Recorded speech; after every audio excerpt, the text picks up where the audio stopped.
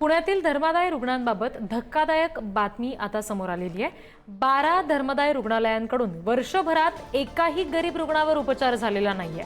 धर्मादाय आयुक्त कार्यालयाकडून आलेल्या आकडेवारीमधून ही माहिती समोर आली आहे। 12 रुग्णालयांमध्ये एकाही गरीब रुग्णासाठी बेड राखीव नाहीये असं सुद्धा समजतंय।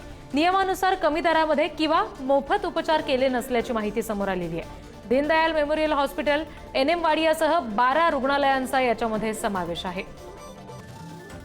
हे रुग्णालय नेमकी कोणती आहेत आपण बघूयात, त्याची नावं काय आहेत। बेड राखीव न ठेवणारी रुग्णालय बघतोय। महात्मा गांधी नेत्र रुग्णालय, Joshi hospital, Ratna memorial hospital, Harjivan hospital, Deendayal memorial hospital, NM Wadia hospital, Meera hospital, Parmar hospital, Giriraj hospital, Kashibai Navale general hospital, doctor Jal Mehta rural critical care centre, Matoshree Madanbai Dhariwal hospital.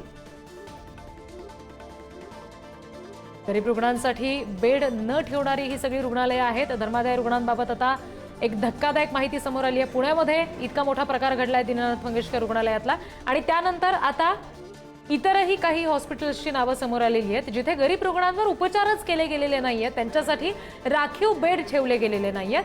12 रुग्णालयांची नावं या सगळ्यामध्ये आता समोर आलेली आहेत।